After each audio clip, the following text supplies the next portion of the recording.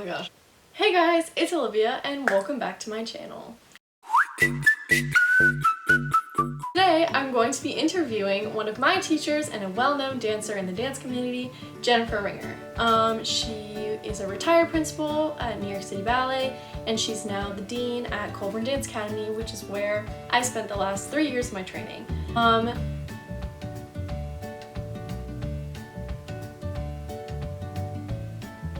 I get a lot of questions from you guys that I can't answer as well as somebody who has been in the professional world can. So I figured, why not take some of your questions, some of my questions, and get the best answers possible from a retired professional. So without further ado, here we go. Let's jump right into the interview. Take one. Hey guys, I'm here with Jenifer Ringer today on International Dance Day, and I'm here to interview her and answer some questions. Thanks for being here. Okay, so I have questions from both me and from people that I asked on my social media who want to know questions. For those who don't know you though, can you take a second to explain your journey or who you are? Sure. I danced with New York City Ballet for about 24 years.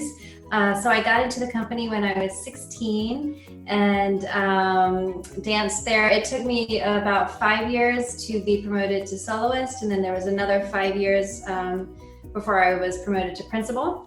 And then I retired in 2014 at the age of 40 and moved out here to Los Angeles, where I now have the Colburn School dance program, of which you have been a beautiful member of the Colburn Dance Academy. Thank you. So like I told you, I reached out to my social media followers.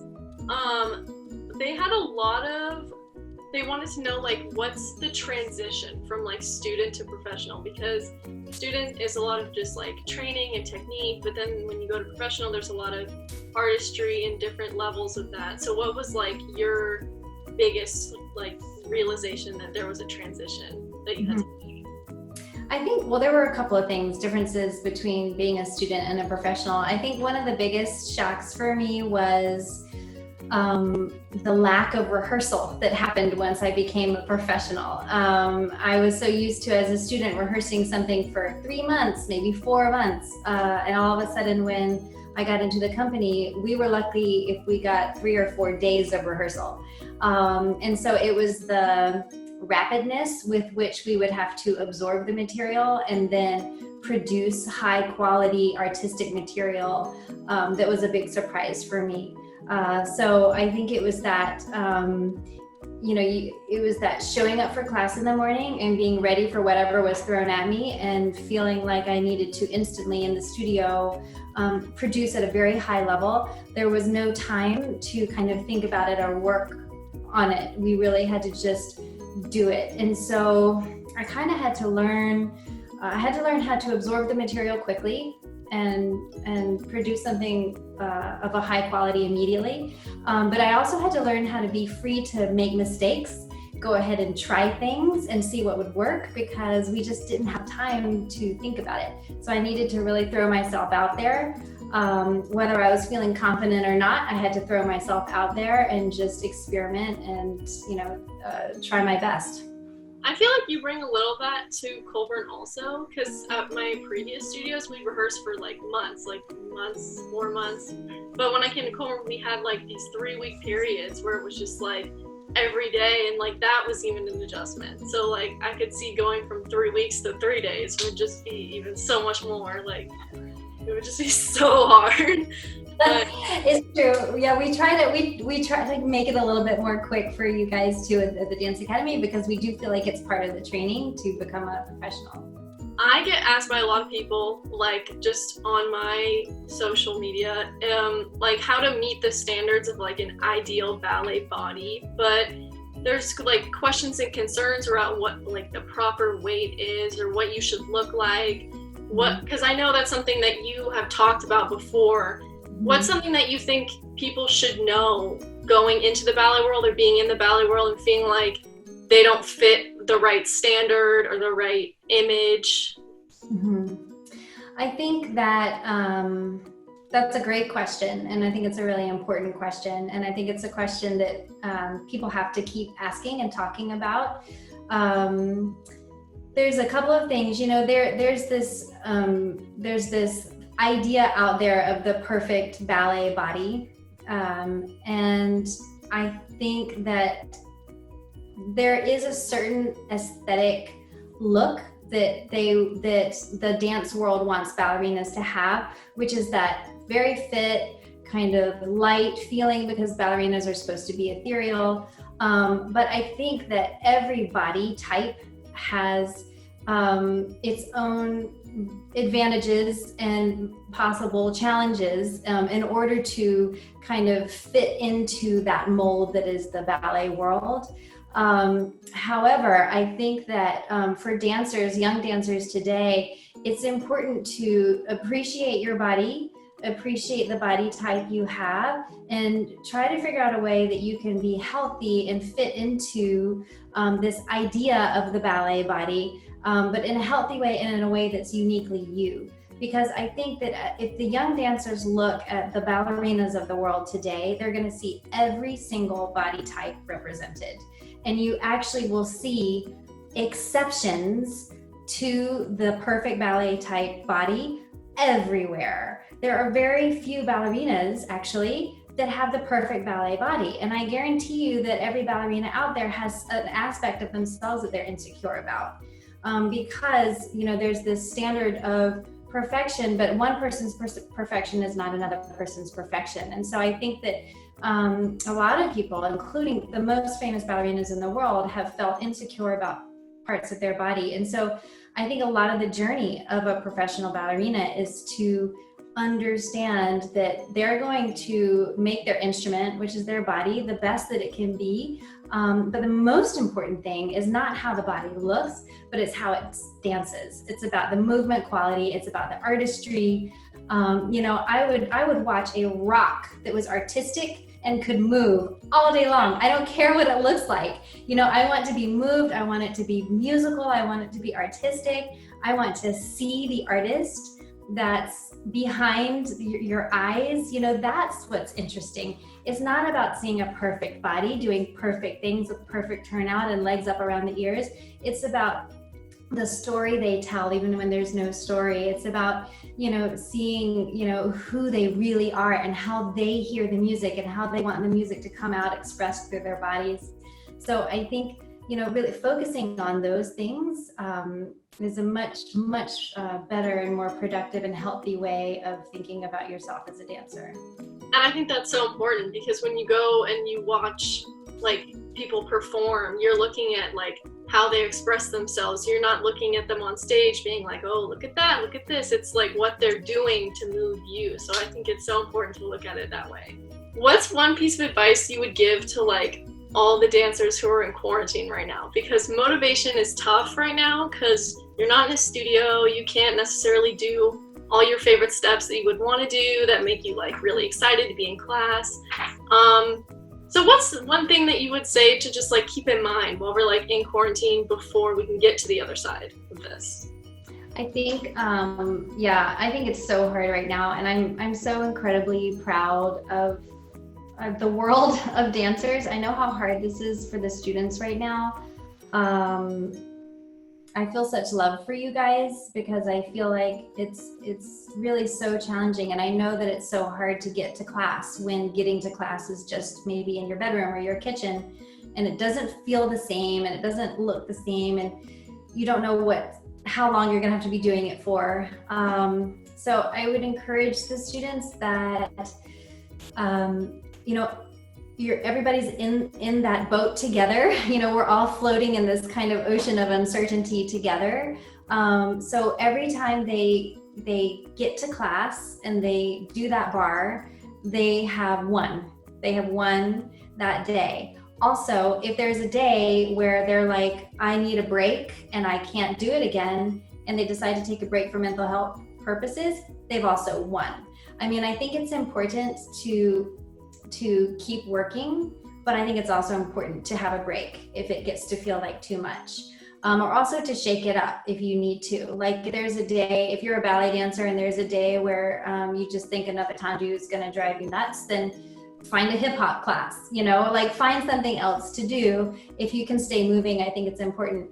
But I also think there's a lot of great productive work that can be done right now, because you can really work on the technique aspects of it and come back even stronger than before if you're working on, using the proper turnout muscles or holding your body a different way, or there's a lot of good work that can be done, and so you can feel like you're being productive and effective, and that there's still growth happening, and you're just waiting. It's like you're the bulb in the winter that's in the ground, and you're just you're just waiting so that at some point you're going to come out and you're just going to bloom like this beautiful flower. And incredible artists are born out of adversity, and so this time is going to enrich everybody as they spend this time kind of reflecting and waiting to be able to come back out again. I think that's a great representation, like be as creative as you can during how you are right now, and then on the other side you'll see how your creativity helped you get along to like the next point or the next level. So I think that's a good way of looking at it. So these questions are actually all social media questions. So the last 3 questions. Okay. I went on my Instagram and I asked people what would they want to know from you. Okay. And they came up with some pretty good questions. The first one is, if you could have any choreographer, living or dead, choreograph a solo piece on you, who would it be and why? Oh, that's super hard. When you were asking that, like 3 choreographers came to mind. I guess I would have to pick, Well, I guess I would have to say Balanchine, and that might feel like such a pat answer, but I've danced so many of his ballets. It would be really cool to have worked personally with him. I was about to say Jerome Robbins, but I did get to work personally with Jerome Robbins. So if I had to choose somebody living or dead, I guess I would choose someone that I hadn't gotten the opportunity to personally work with. And so I guess it would be Balanchine. Yeah, when I read that question, I originally thought Jerome Robbins too, because I've been watching a bunch of musicals and watching his choreography, like with the dancers and stuff, and I'm just like, wow, it's so good. Like, I would love to like work with him. So that's the first one that came to my mind. But Balanchine is great because none of us have worked with him. Someone wants to know, did dancing like as a soloist and then being promoted to principal, was there like a lot of pressure while you were in the company? Like, did it affect you mentally, or was it more just you kind of moving in and out, trying to figure out what was going on? I didn't feel pressure necessarily from external forces. It was mostly internal pressure. I struggled a lot with perfectionism, and I struggled, I loved to dance so much, but sometimes my perfectionism and my perceived failure and shortcomings would get in the way of my love of dance. And so I struggled a lot with insecurity that I couldn't do that perfect, even double pirouette. I could do a great double pirouette, but it wasn't confident double pirouette, I struggled with that. I struggled with my footwork. I struggled with, my body image. So it was more me trying to figure out how to be healthy mentally as I navigated it. I found the atmosphere of the company to be very supportive. I had friends that supported me. I had ballet masters that were trying to, help me. So it was more the mental game for me, really trying to not let myself beat myself. And then also, of course, when you're in a company, sometimes somebody else moves up faster than you. And so I had to struggle with feelings of maybe jealousy or feeling like, I really lose confidence. And so it was hard for me to dredge up the confidence. So, stuff like that. But then the next moment, maybe I was the one that got the part and they didn't. And so it was very much like, it was hard to stay even in the midst of all the upheaval. So I think it takes a lot of mental strength. Yeah. I mean, that makes total sense, because even being in a school atmosphere, other people are older than you or younger than you, and you're all competing for the same part. I could see how it could be similar, but it's probably much higher stakes up there because you're, levels and all that. Well, but it's the same. I think it's the same. I think the things you deal with as a student are very similar to what you deal with as a professional dancer. And I remember somebody told me, I think it was my mom, she talked about how, when the horse is walking down the road, a lot of the horses have the blinders on, so that they don't see what's beside them. And she would say, just look to your own path and, keep doing your best. And it helped me, because if I kept looking at everybody around me, either I would compare myself to them, to my detriment always, or I would be worried about what they were doing rather than just focusing on my own journey. So I think that's a great analogy. That's so useful, because it makes total sense. Because I do that sometimes. I look at other people and I'm like, whoa, well, what? And then I start to get into that cycle, and it's just not a good cycle. But I'm gonna use that. That's a good thing. That's all the questions I have, unless you want to say anything else. No, that's awesome, Olivia. You're wonderful. Thank you so much for answering my questions and being here. Oh, thank you, Olivia. It was super fun. Yay! Hopefully we can get back to the studio soon. Yes, I hope so. I know. I miss seeing you dance in the studio. I miss being in the studio. Yeah. Lights just aren't the same in my room. Yeah. So that was the interview. I hope you enjoyed it. I hope one of your questions got answered. Thank you for the amazing questions that you submitted. There were so many, but I could only choose 3. Jenifer is one of my favorite teachers I've ever had the pleasure of knowing. She's super supportive and super sweet, and is always there to answer questions and offer advice. As you can see, she's super wise. All of her answers were incredibly just perfect on the spot. Hopefully you got some reassurance from one of these questions. Hopefully it helps you in some way, and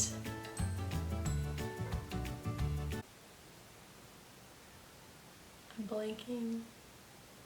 And yeah. Also, a special thanks. Hello? Also, a special thanks to Jenifer's husband, James, who is Also, a special thanks to Jenifer's husband, James, who is also a retired New York City Ballet principal. He helped get all of this set up and helped edit together the footage, which I'm super grateful for, so thank you. And thanks to Jenny and James for just being so supportive and coming up with this fun idea for an interview. Hopefully you want to see more interview videos like this. If you do, please comment down below and tell me. Also, tell me who would be your dream person for me to interview in the dance world.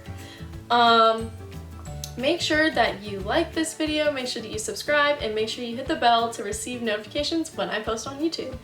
Also make sure that you follow my socials, on TikTok, Livy Jacobus, and on Instagram, Live On Point.